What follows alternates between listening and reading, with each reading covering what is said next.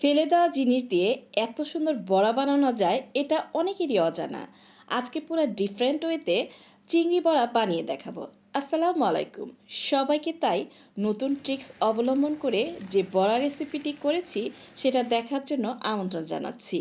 বিশ্বাস করেন এই রেসিপিটি যদি একবার বাসায় করেন বারবার করতে ইচ্ছা করবে। আর চিংড়ি মাছের খোসা কখনো ফেলে দিবেন না। আমি চিংড়ি মাছের খোসাগুলোকে ধুয়ে পরিষ্কার করে রেখেছি। আর রাস্তার পাশে চিংড়ি মাছ পেয়েছিলাম গুঁড়ো, এগুলোকে ধুয়ে আমি ছড়া দিয়ে ফেলেছি। এগুলো কিন্তু একটু ময়লা ছিল না, লোকটা বলতেছিল পরিষ্কার। আর বাকি যে উপকরণগুলো আছে সেগুলো দেখে দিচ্ছি। আমি ডাল নিয়ে নিয়েছি মেজারমেন্ট কাপের 1 কাপ, আর চাল নিয়ে নিয়েছি পোলাও চাল 1/4 কাপ। এগুলোকে আমি প্রায় 2 ঘন্টার কাছাকাছি ভিজিয়ে রেখেছি। আর এগুলো মিহি পেস্ট করব না, আমার গ্রাইন্ডার জারের যেটার মধ্যে আধো ভাঙা পেস্ট হয় সেটা নিয়ে নিয়েছি। আপনারা ইচ্ছা করলে পাটায় বেটে নিতে পারেন। আর এটাও কিন্তু মিহি পেস্ট করলে ভালো লাগে না। চাল ডালও আমি ঠিক একইভাবে দানাদারভাবে পেস্ট করব। আর পাটায় বেটে কিন্তু আপনারা যারা করবেন সেটা কিন্তু আরও মজা হবে। কিন্তু চিংড়ি মাছের যেই পেস্টটা আমি এভাবে করলে সবসময় স্বাদটা বেশি ভালো পাই। আমি কিন্তু একটু পানি ব্যবহার করব না। তো আপনাদের যেভাবে সুবিধা সেভাবে করবেন। আর এখানে চালের সাথে একটু ডাল দিয়ে এখন মিক্সড করে গ্রাইন্ড করে নিব। আর বাকি ডালটুকুও আমি পর্যায়ক্রমে করে নিব। আর এখানে একটা কথা কি, পানি দিলে পানসেটে হয়ে যায়, তখন কিন্তু বড়াটা ভালো লাগে না। আমি চেষ্টা করেছি পাটায় বাটলে যেরকম পেস্ট হবে ঠিক গ্রাইন্ডার জারেও জানি একই রকম পেস্ট হয়। আর একটু রসুন শুকনা মরিচ গ্রাইন্ড করে নিচ্ছি। এটা অপশনাল, আপনারা ইচ্ছা করলে দিতে পারেন, নাও দিতে পারেন। যারা ঝাল কম খান তারা অ্যাভয়েড করবেন। কিন্তু ঝাল হয়নি আমার বড়াটা, যেভাবে আমি বানিয়েছি পরিমাণে তো বেশি হয়, এই পরিমাণ ঝালটুকু আসলে এটার জন্য পারফেক্ট ছিল। তো রসুন আর শুকনা মরিচের যে গ্রাইন্ডারে পেস্ট করেছি সেটা দিয়ে দিয়েছি, পেঁয়াজ কুচি দিয়ে দিয়েছি, কাঁচা মরিচ কুচি নিয়ে নিয়েছি। আর এখন ধনিয়ার গুঁড়া, হলুদের গুঁড়া, মরিচের ফাঁকি আর জিরার গুঁড়া 1/2 চামচের মতো করে দিয়ে দিয়েছি। লবণ দিয়ে দিয়েছি, আদা রসুন বাটা দিয়ে দিচ্ছি 1/2 চামচ করে। এখন ভালো করে একটু মিক্সড করে নিচ্ছি। চিংড়ি মাছের খোসার যে বড়াটা এটা কিন্তু অনেকে অনেকভাবে করে।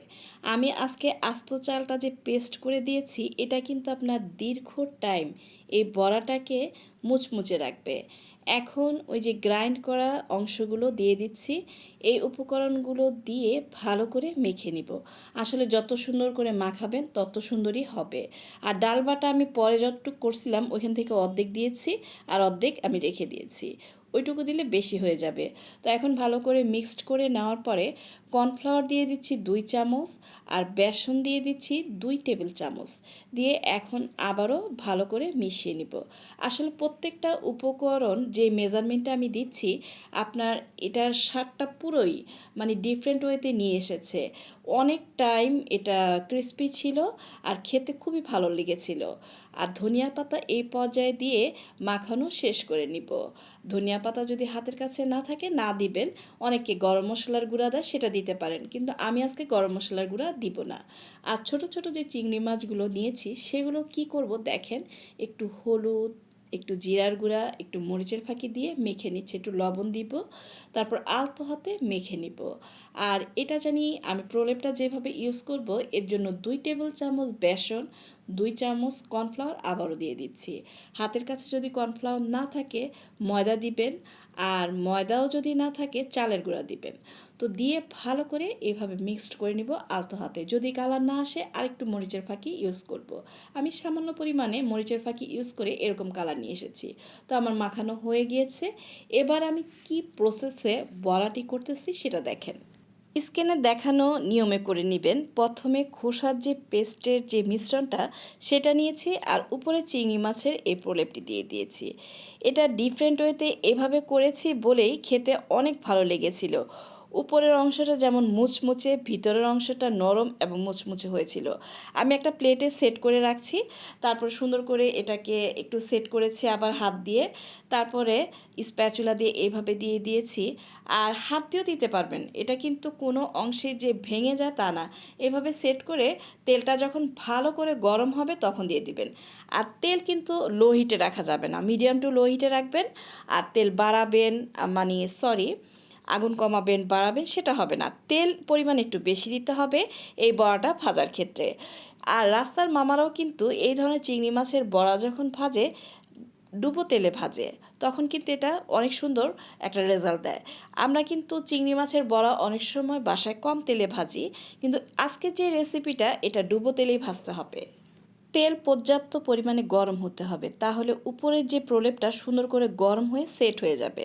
ঠান্ডা তেলে দিলে কিন্তু তা হবে না, ভেঙে যাওয়ার সম্ভাবনা আছে।